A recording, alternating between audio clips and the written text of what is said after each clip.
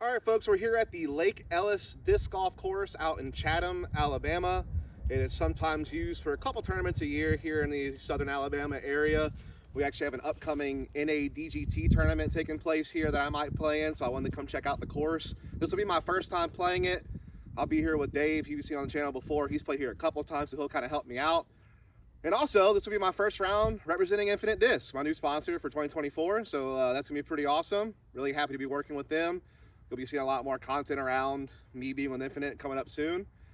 But without further ado, we're gonna get started here. We're on hole number 1. It's dead straight ahead, wide open, 375. So a little bit of a pump for AMs like myself. Is there any OB on this, Dave? No, there's a lake over there to the right. Okay, so if you like really shank one right, I guess you could be in some trouble, but And then long, I think long, there might be some. yeah. I don't think I'm gonna be long on a 375-foot hole, I promise you that much. Also, some built-in excuses really quick. Dave and I have not played in like 2 weeks. I've been super busy. I work as an EMT. I don't know if I've ever said that before, but anyway, been working a ton on the ambulance the last few weeks. Then I caught COVID, so I was out for a week with that. And so this is my first time playing disc golf since recovering from COVID and actually getting some time off of work for a change. So then Dave had kidney stones, so he's in great shape. All right, I'm gonna try to throw a little flex with the Halo Czar, kind of like a Wraith.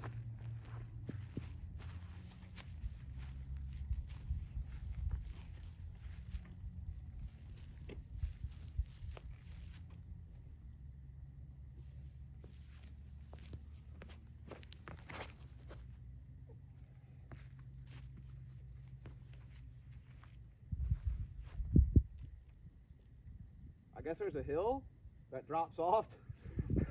I threw it over said hill. I don't know how close I am to the basket. Yeah, you're pretty good. It's 375. I know I can't throw that far, but maybe I got the circle too or something. I like that throw. It's pretty nice.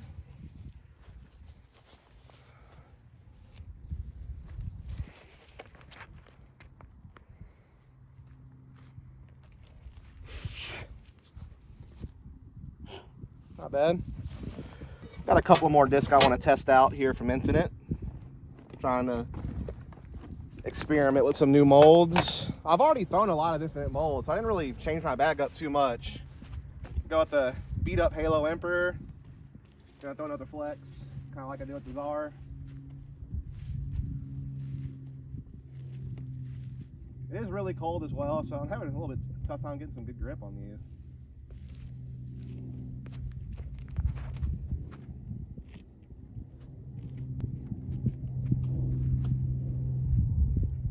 Made it over the hill as well. Probably near that Czar. Then we got my first team stamp disc. Halo Aztec. 10 speed. In the Halo plastic, it's got some stability to it. It got a tailwind as well. Kind of like a baby Czar.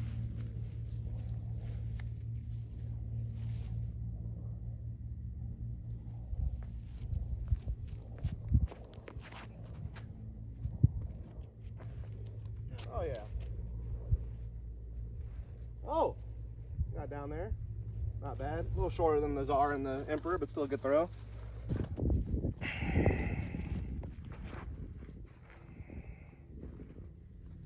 All right, so here are the results of the first hole. That's my Halo Czar and my Halo Emperor. I threw both of those about 315, 320 feet, so still got about, 50-ish feet to the basket.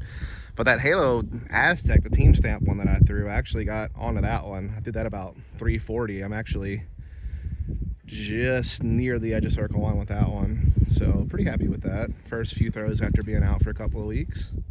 So there you go. That's hole 1. All right, so now we're at hole 2. It's kind of a almost blind shot, dog leg left. It says 298 feet on the tee sign. I can't really get a good measurement on it because these trees kind of block the basket, but you can kind of see that there's an orange basket kind of peeking through the trees there.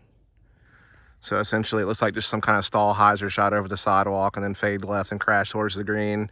Or I guess you could go over the top if you're an overhand player or something like that, but just gonna throw a big old hyzer and see what happens.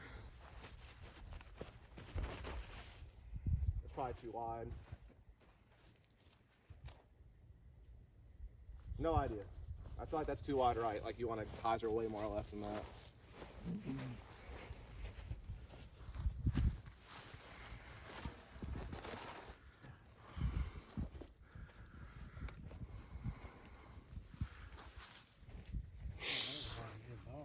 That thing goes so straight. I'm gonna try something understable and a lot of hyzer and see if I have it glide over. This is the Halo Maya, so it's a pretty understable disc. Halo plastic gives it a little bit more integrity. Just gonna try to beam it on a lot of hyzer and just get it around.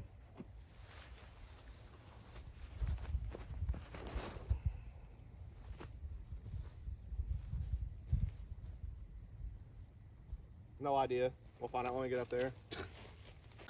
So this is the corner that you could kind of see from the tee, and there's that basket right there by that tree. So you definitely have to get pretty left, and you can kind of see the OB sidewalk he was kind of talking about, which is like short of the green as it curves left. We'll get up there and see where my discs are, but I feel like I threw them far enough, but I don't think I got left enough, but we'll go take a look and see. Okay, so the second disc I threw, the Maya, the more understable one that I let glide over, is actually parked. So that was actually really good. Just put something understable on a lot of hyzer, let it glide over. Obviously, that's wind dependent on whether I can get away with that or not. But then my Aztec, I threw it way too far forward. It did not hyzer left nearly enough. So yeah, a little bit tricky. You have to really make sure that you get inside on this corner. Again, you kind of can't really see the tee box from here. It's just through that corner of the woods, but you really have to hug the corner inside pretty nicely if you're trying to throw a straight spike hyzer to the basket. But if you're going to go a little bit wider, then you need something understable on a lot of hyzer to glide over, like my Maya did. So that's hole 2. All right, so now we're at hole 3, a short one you really want to get. It's maybe right at 200 feet, but it plays downhill. There's also water behind the basket, which is obviously OB. I'm not sure how close the water comes into play behind the basket. Do you know, Dave? Is it like how many feet do you think the water is behind the basket? I'd say about 50 feet. Yeah, so you got a little bit of breathing room behind the basket, but you definitely want to not overthrow this hole, which seems like it'd be pretty easy to do because it's downhill. So it just seems like maybe a putter shot right up the middle, straight at the basket, or the wide left looks really open for a forehand and just has something kind of like spike in on a forehand and crash in, maybe like an approach disc or an overstable mid or something, whatever you prefer. Right side's a little more congested if you're trying to do like a backhand hyzer into it. There's a lot of like little dead limbs and stuff that you can get caught on that tree on the right hand side. So I feel like up the gut is probably the easiest play depending on the wind, but I do think the wide left play with the forehand also can work. It's pretty wide open over there, so we'll see. I'll try a little bit of both. I'll go with the proxy up the gut first shot. Again, don't gotta throw it too far. Just gotta kind of get it down there.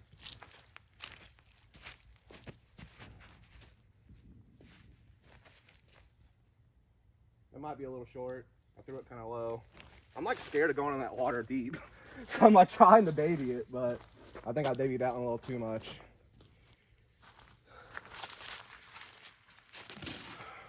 That's a good shot from Dave. That's probably perfect. Get in the bucket.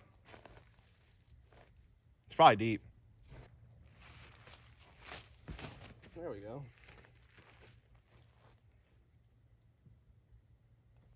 We'll see. So the first putter shot I threw actually wasn't as bad as I thought because it kind of got a little bit of ground sliding action and actually slid in the circle 1. Then the wide left forehand just crashed right there short of the basket by that tree. It's also circle 1, so both options work. Yeah, the Rhino wanted to be in par. I thought he went like really deep, but he wanted to be in perfect. This is probably a terribly filmed putt. I have no idea what the framing looks like, so you might not see anything at all right now. But I made it, in case you were curious. All right, so now we're on hole 4. Pretty much the same distance as the last hole, like 200, 210 feet. But now we're playing up the hill instead of down the hill. So it's just reverse of what we just did. Wide open for the most part. There is OB long behind the basket. I'm not sure how close it is to the basket. How far would you say it is? Looks close. 40 feet. Okay. I'm trying to go with the Pathfinder. mid-range, so I don't have to like put as much into it to get up there.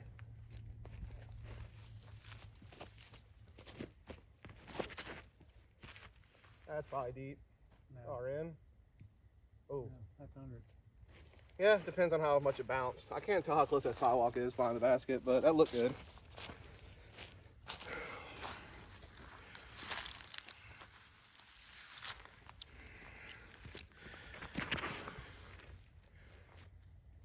Solid shot from Dave. All right, so there's the Pathfinder. It got to circle one pretty damn close. Yeah, OB sidewalk is about 20-25 feet behind the basket, maybe a little more, maybe 30. I'm not really good at judging, but it definitely comes into play a little bit more than I thought.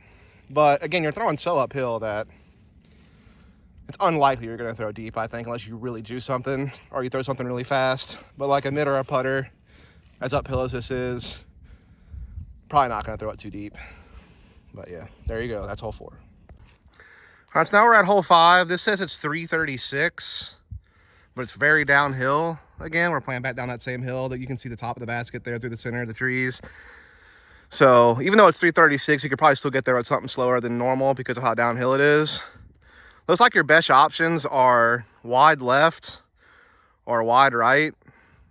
You know, depending on whether you're throwing forehand or backhand or whether you're a lefty or a righty. Up the middle, the gaps are a lot smaller. So yeah, I would say something really wide right through that gap right here in the center of the screen, or kind of something to the left of that pond through this big gap in the center of the screen is probably your 2 best options. Again, with it being so downhill, definitely comes down to just angle control and distance control, making sure you keep that nose down so it doesn't nose up and just stall out too bad, unless you play really wide and account for the stall. Also, the water is like behind the basket comes into play. Again, I'm not really sure how close it is. I'll tell you when we get down there. Again, I'm speculating. This is a nice blind play for you. I'm gonna try to go mid first.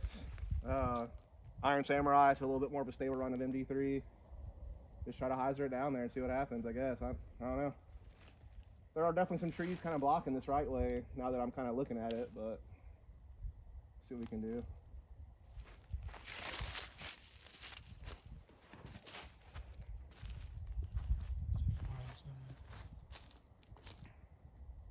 And I yacked one way down there. That looks to be on a good line until I hit that tree. Dave up the gut. Maybe flipping a little too much. I think it's okay. I got far enough, but a little right. Speed up to an Explorer. Try to get a little more flat.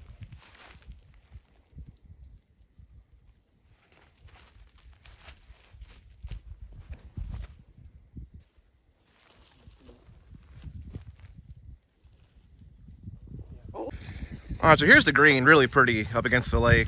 Yeah, the water comes in pretty close on the right-hand side of the green, but as you get more left, it gets a little more forgivable, but it's still pretty close to the basket, honestly.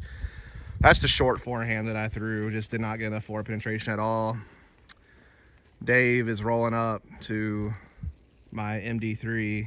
He just picked it up, actually. That's the first backhand I threw. It hit this pine tree right here to the left of him and stopped it from hyzering over. I don't think it would have got close anyway. It would have been still deep, way way short and way right. We're gonna go take a look at that Explorer though. I think I threw that one pretty good and got the right amount of hyzer. What's that? Here's my ball. So the maul that Dave threw, that pink disc he threw dead straight, is definitely pin high, but just right a good bit. And I think my Explorer is somewhere over there by the basket. I'll give you an update. So there's the Explorer that I threw off the tee last. So it wound up coming up just on the edge of circle one, short of the basket. So definitely need to put a little bit more on it than I thought. As we're walking up to the green, you can see the water. There's a pretty good buffer zone behind the basket until you touch the water. I'd say it's almost circle 2, really. So you got a little bit more breathing room behind the basket than I thought, but the water still can definitely come into play if you throw it a little too much. So just something to keep in mind. All right, so after walking back up the hill a bit, you get to hole number 6. This is 240. Dog leg right, you can see the orange basket. right there. So definitely plays for the righty forehand pretty well. But definitely can also throw a big turnover, but gonna be a lot harder with those tree limbs blocking, pretty low ceiling. So probably gonna be a forehand for me. All right, so now that I kind of showed you the basket, it's kind of a blind shot from the tee, but you can kind of see the basket on the right-hand side of the corner. I'm told that the rough is pretty bad to the right of the basket, so you kind of want to miss left if you're gonna miss. But obviously you need to get right enough to have a look at the basket.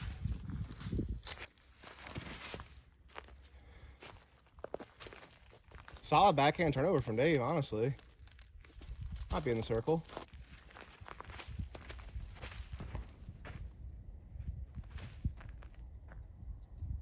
That's pretty good. I can't tell if I'm getting far enough. We'll see when we get up there.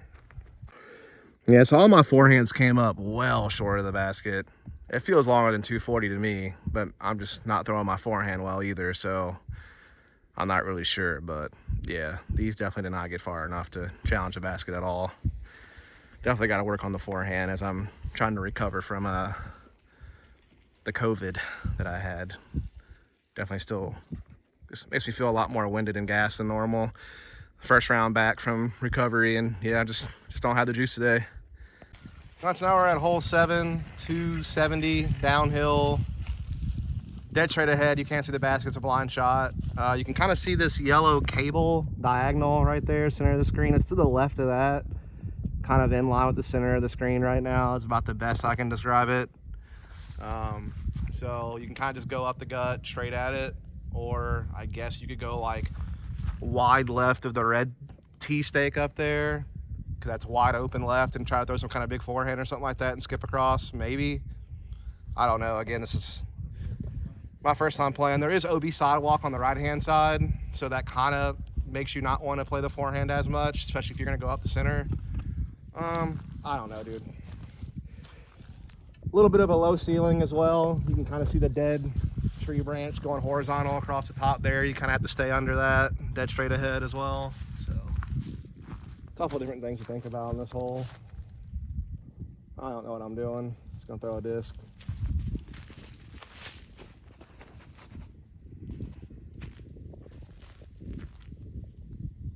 Probably 2 left. Yeah, it's low left. Yeah. Again, you're going downhill, and if you don't get the nose down, it's gonna kind of drift left on you. I don't know.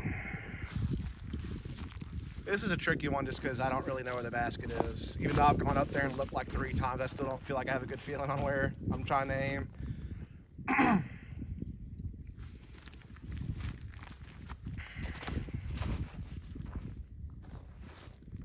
Just turned over too much and too low. I will flex forehand just to the right of that tree we were talking about.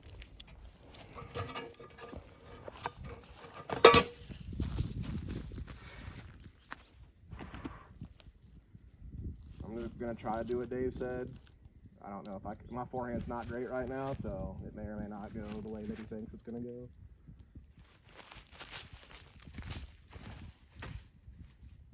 Too much flex. God, dog.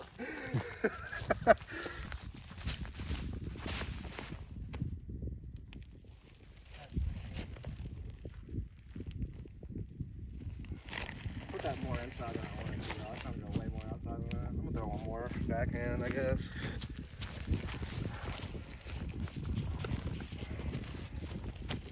I think a backhand up the middle at least keeps me away from OB right and gives me a way to pitch up for bar, I feel like. Ooh.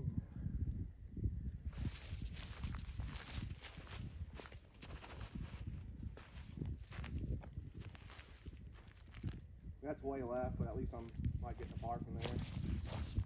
So I'm standing at the red tee stake you could see from the box, and the basket is, you can see the top of it right there. So it's kind of right over the top of the red tee, but still really kind of hard to identify from the tee box we play from. Here's that overturn flex forehand that I threw. Still at least a pitch up for par, but definitely got yanked over way too left. I'm gonna take a look at the 2 backhands I threw. Here was the first backhand I threw at the mid-range. It wound up getting all the way down here to the basket, but was just really far left from it like we thought. So still you know, very deep circle 2, if not outside circle 2, with the distance just too far left. Yeah. So the forehand I threw at the halos are is where Dave is standing. So even though I threw it a little inside, it wound up being pretty perfect, it's deep. And then my Explorer actually wound up being like right behind that pine tree actually. So it's just a little bit further down the hill than my Pathfinder, but still was way left of the basket. So yeah, definitely a tough one to get for me at least.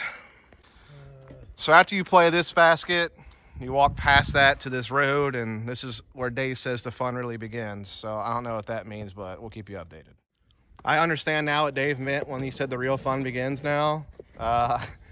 We have a 670-foot par 4. Basket is down the hill to the left, way out there. You can see it. Anything on this sidewalk or to the right of it would be considered out of bounds, I believe, or is it just the water OB? I think it's just the water. Apparently it's just the water is OB. There you go. So basically you just want to make sure you don't overturn something into the water, and then if you can just get past this like first set of, I guess these are power poles, and get down the hill, you at least keep yourself safe and have maybe something. But it's a pump for sure. And I can imagine it's usually pretty windy out here.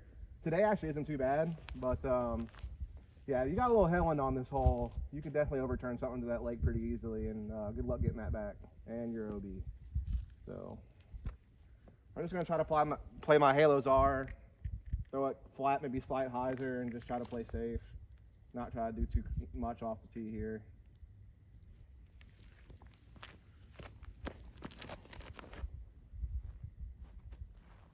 Maybe too much hyzer. Yeah. All right, I need to play a little safer than that. What's this thing? Emperor.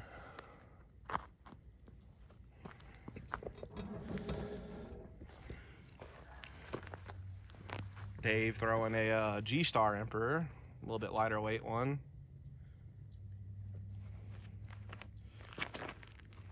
That's pretty solid. Nope. 2 left. Yep. Yeah, I'm kind of trying to figure this hole out because, like, obviously you want to not put it in the water, but I feel like you kind of want to challenge it a little bit just to make sure that you don't go left, because there is woods like on the left side of the fairway once you get down the hill. So yeah, I'm gonna go something more understable on hyzer. Halo Maya. Again, Maya's are pretty understable with the Halo versions. Got a little bit more integrity. Just try to throw it on hyzer. See what we can do.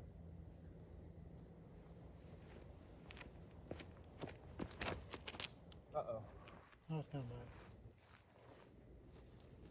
Yeah, I like that. it's pretty good. I didn't get very far. Maybe only like 280 feet, but I stayed safe and I have a better footing. All right, so there's where my drive landed. Not very far, only still short of the red tee. So I still got about 375-ish to go to the basket. So I got maybe 300 feet off the tee, probably a little less than 300 feet actually. And yeah, if you get down the hill and you get too far left, you wind up in those thick woods and it makes your second shot really tough. So staying up here on the flat or just staying somewhere out of the woods left down there on the flat, one of the two is really preferred. But yeah, this is definitely a hole that's probably out of my range to birdie, honestly. Don't really see me getting this one. But par is good. Just staying out the water, playing for par. That's probably the play.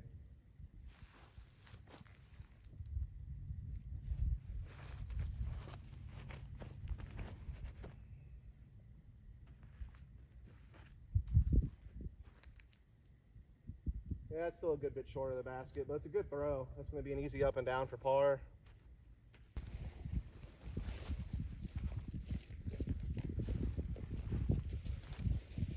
Try the Emperor now that I've tried the Czar.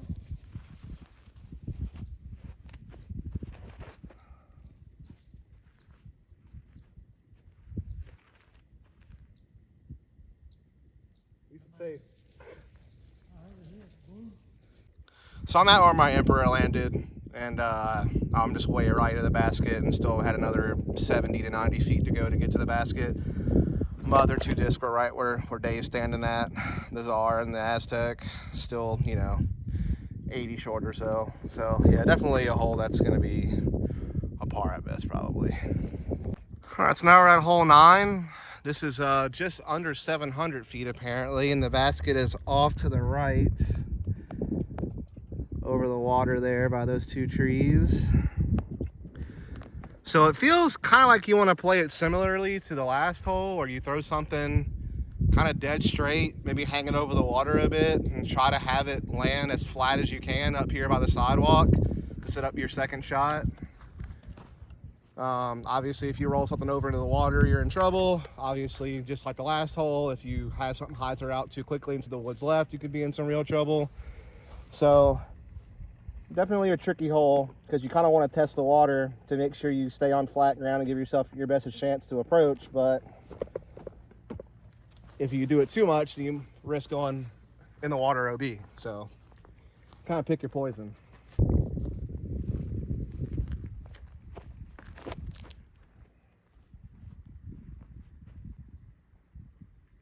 That's safe. Oh, did that stay in? Yeah, pretty sure. Man, this headwind's not messing around. All right, so that's the disc I threw. I got about maybe 330 off the tee. I still have 370 to the basket. It's about 270 to clear if I'm landing in the grass, like right in front of the basket. Obviously, the more left I go by those like wooden pylons, the shorter the carry is. A little bit of awkward footing as well, getting down here. I'm not going to try to do anything crazy here. Just going to throw a nice shot that gets me in a spot to get up and down for par.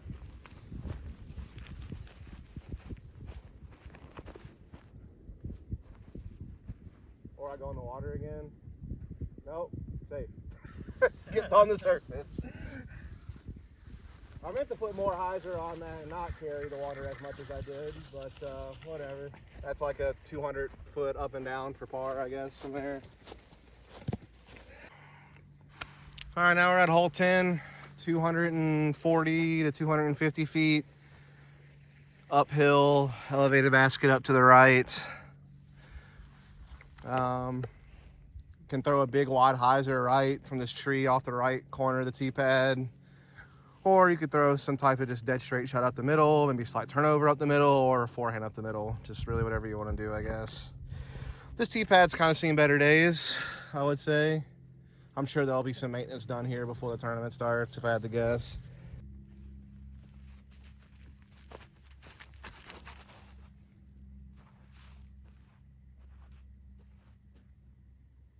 This didn't quite get left enough, but not terrible. How'd you think, bro? That was an Aztec.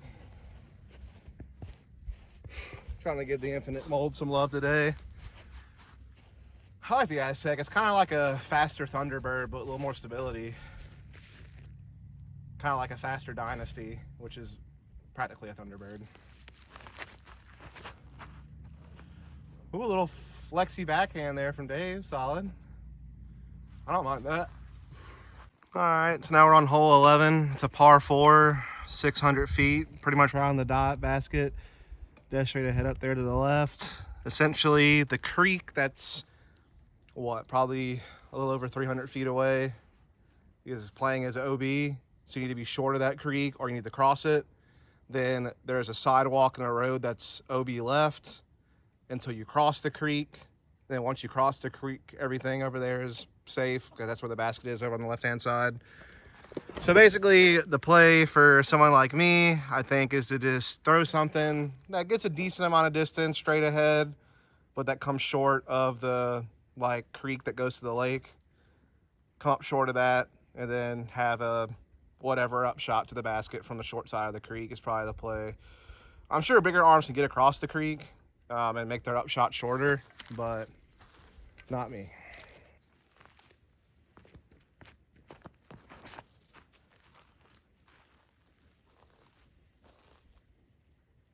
Yep, little placement shot.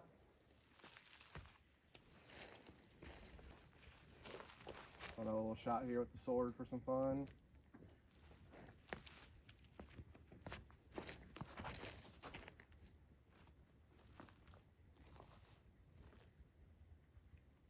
That's Short of the creek, but a little bit further forward, so a little shorter of an approach shot, but still quite safe. I wonder how far the creek is from here. The day's going with the roller, with the old astronaut.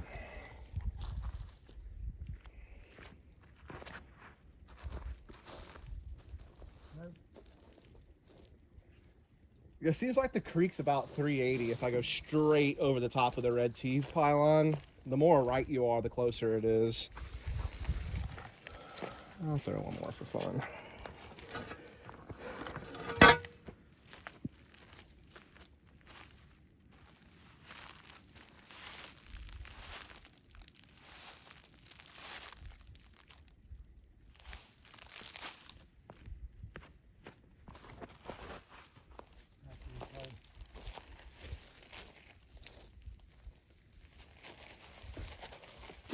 All right, so there's my Halo Aztec. I threw it about 300 feet, so I got about another 300 feet to go to the basket. That's dead straight ahead, just past these two little trees. The Halo Czar, I got about another 40 feet out of that one, so that was like 260 from the pin, so 340 off the tee. Then my sword is kind of where Dave's standing at over there off to the right. It was about maybe 360 feet off the tee or so. I had like 240 left on that one. So that's kind of how it played out off the tee box. Go with that same Halo Aztec team stamp one and try to get up to the green.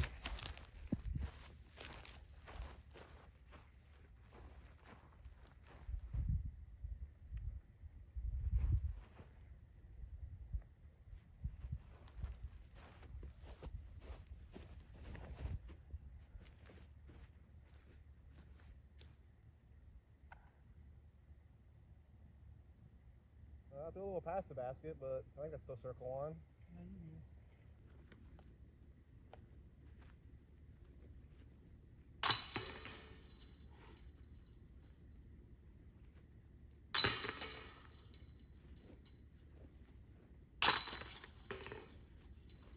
All right, so now we're at hole 12, 215 feet, slightly downhill, basket dead straight ahead. You can see the orange band just between those two trees.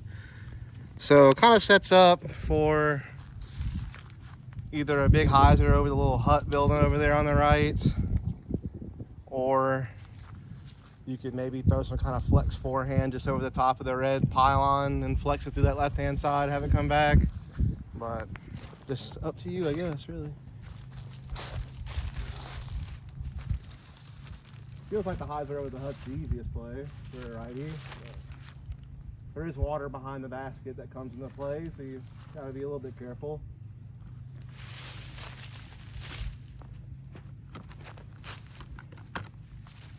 Like that. That's in the water. No? I hung it out too wide though, and I almost went in the water. Definitely threw that too outside. You need more over the dead straight over the top of it. That's better. That's the line right there. Well, that's good. I'm gonna try that. I went a little too wide.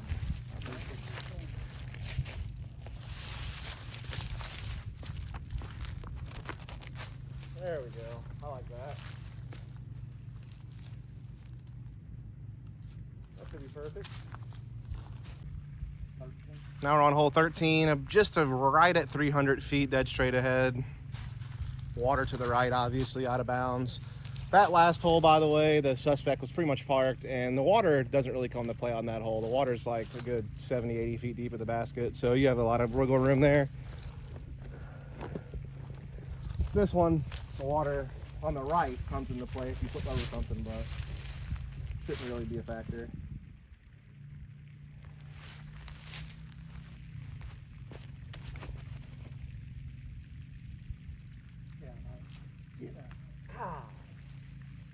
I think it's starting to get a little bit too flippy.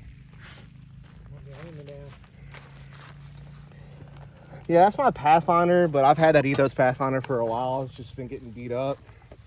So it's starting to just kind of hold turn a little bit more than normal. So just being that dead straight flyer that I want. So I got a couple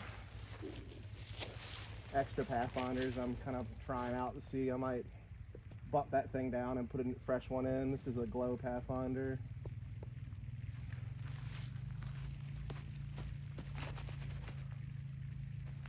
Yeah, see, that's got more integrity for sure. A little fade at the end and everything.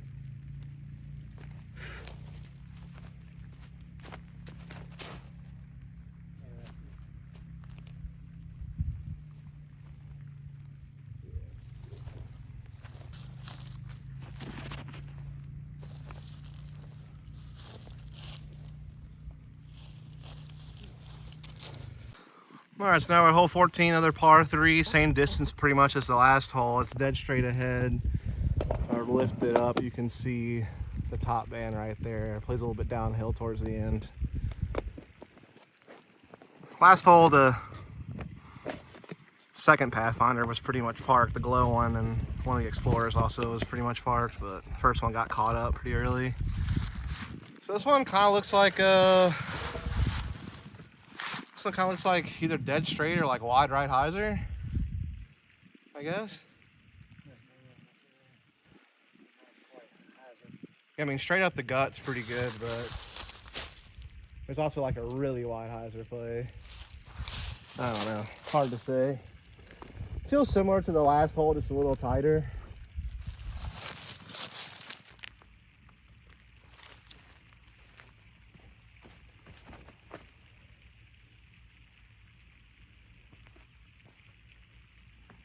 Oh, almost.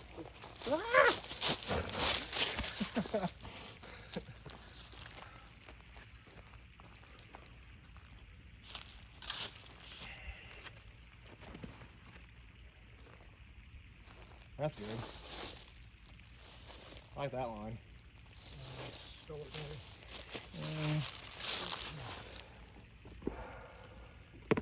Alright, here we go. Low and hard on your little high line. I'm trying to hit this one on the slide and this is like an overstable Explorer.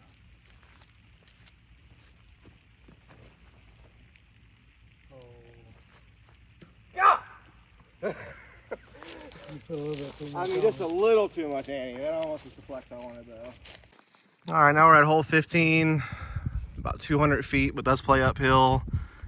See the top of the basket right there.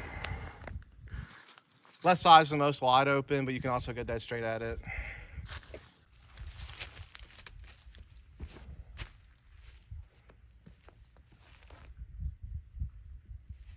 A little short, but not bad.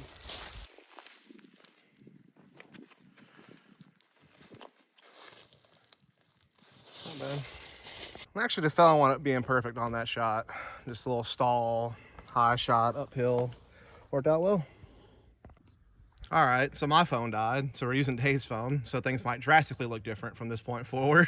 I can't really tell you what it's gonna look like now, as we're at hole number, what is this, 16? Yeah, we only got a couple more holes left to go. The tee sign says that this is 300, but I'm getting it at about 240-ish.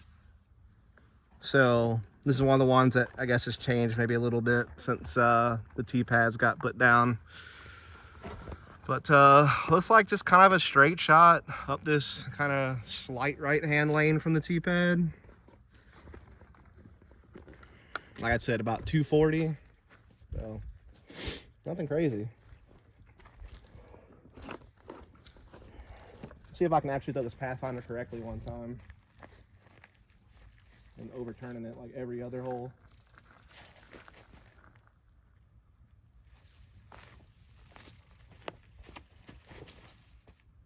There we go. See, if you put on a little bit of hyzer, it doesn't overturn and it goes straight like that. I mean, that's perfect. That's par. See, like, what do you know? If you just, you know, put a little hyzer angle on something, it flips up the flat. Look at that. I learned, finally, after like 4 holes of throwing that thing to the right.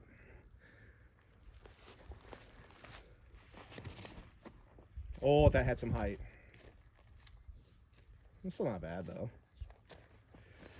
I'm gonna try this other Pathfinder. This one's a little bit more stable than the one I just threw. So this one I can throw more flat, maybe slide Annie.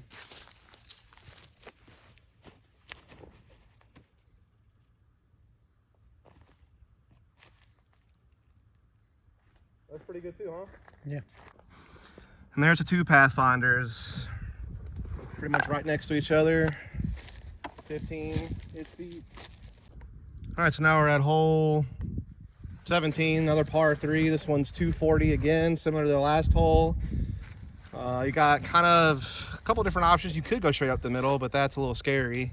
There's a wide left forehand play for the righty player, skip it over. Or the other shot is probably throwing it kind of at that fenced in area, then having it hyzer towards the basket. But that fenced in area is OB, so you do have to be a little bit careful about getting stuck inside there. But otherwise, it's just kind of, you know, I think throw it kind of towards that right-hand side fence and then let it fade towards the basket. It's probably the best play.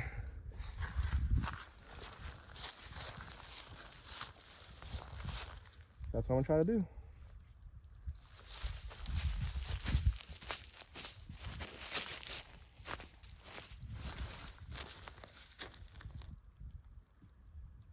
Should be good. I think. It's a little short because I kind of nosed up the disc and kind of stalled it instead of kind of throwing just a straight shot. So just bad nose angle by me, kind of ruined that one.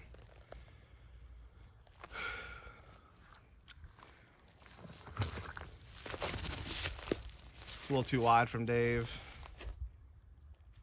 Far enough, just a little wide. I'm gonna go Glow Envy. Something a little slower, just try to put a little more on it.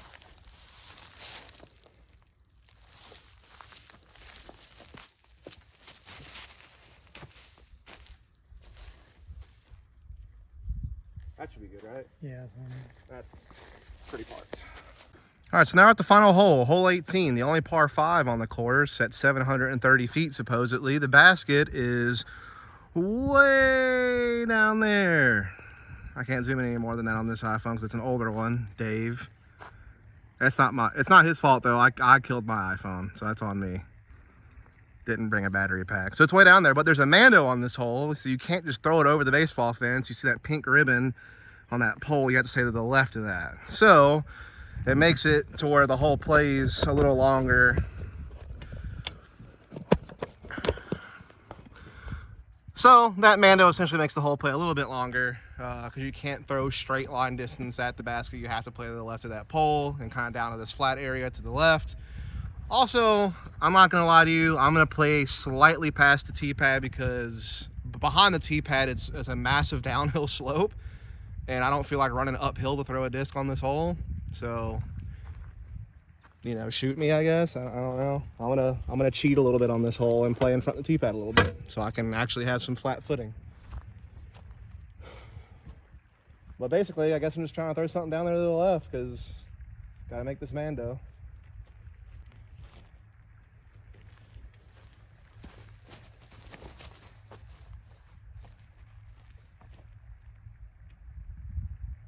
Yeah, just kind of playing out into that field area to the left. It's a par 5, so should have plenty of room to make things happen over there. I don't know, we'll see.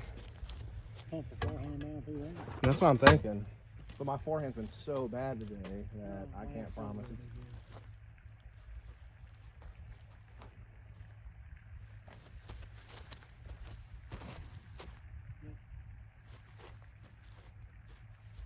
It's not that much different, it's just different placement.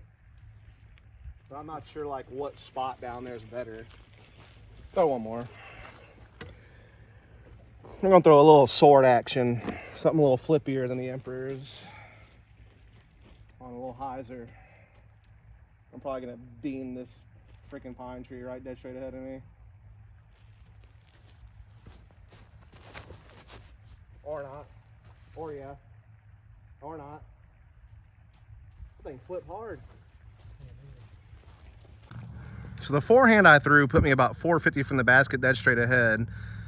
That sword that I threw the flip-y backhand on flew probably about 40 to 50 feet further. So that's probably 400 to 415 from the basket. And then the Emperor I threw on a backhand went just as far as the forehand Emperor, but just more left on the fairway. As you can see from here, you kind of got some trees to tango with. But you got some gaps, and again, it's a par 5, so you still got plenty of room to work with. But we're gonna go over to my first shot and see what it looks like over there. I think it's a little more open to the left-hand side. All right, so that's where the Halo Emperor landed. Again, that was the back can that just faded more or less than the other two shots. Again, basket dead straight ahead from here. Again, I'm probably about 450-ish to 475 from the basket over here. And right from here, it's just like a horizontal line of trees that just goes the entire way up the fairway once you get about 100 to 150 feet forward. So really hard to get through, honestly, which kind of makes it nice that it's a par 5, because as long as you can just make some progress, then you should be Gucci.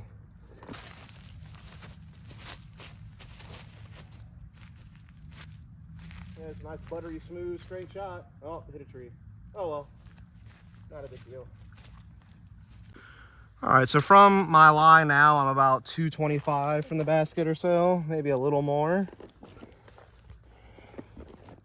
Don't really have much of a walk up, so probably gonna have to just do like a standstill here. Too wide. No, that's fine. That's in the circle. All right, folks, that's gonna do it for this video with my first round with Infinite Disc, and also my first round here at the Lake Ellis Disc Golf Course in Chatham, Alabama. I will say this course is a lot of fun. There's definitely some variety in shot shapes, some elevation change, some water carries. You got some, 600 plus foot par 4s and even a par 5 here at the very end. Mixed in with some 200 to 250 foot shorter shots, but a lot of them are blind shots that require, hitting some good gaps and some good angles. So a lot of variety, very pretty property as well, especially when you're playing alongside the waterways in the main lake area. Wind can definitely be a big factor here. Definitely have to be very smart with your shot shapes and decision making to stay out of the woods, but also stay out of the water. And so, yeah, definitely a lot of variety. My only complaints is really just some of the natural tees are a little bit tough with like roots and mud, but obviously you can only do so much. The ones that did actually have paver tee pads were actually quite nice, other than the one that was a little bit overgrown on the elevated basket, but that's stuff that can be easily cleaned up. But either way, I enjoyed this course. It was fun finally getting to play around after being out for a while with work and COVID, and now I finally get to come out and play with the the new sponsor and show that off and speak with all of you finally again after so long. So hope you enjoyed the content. If you did, hope that you'll subscribe, like, comment, all that jazz, and catch you on the next one. Thanks.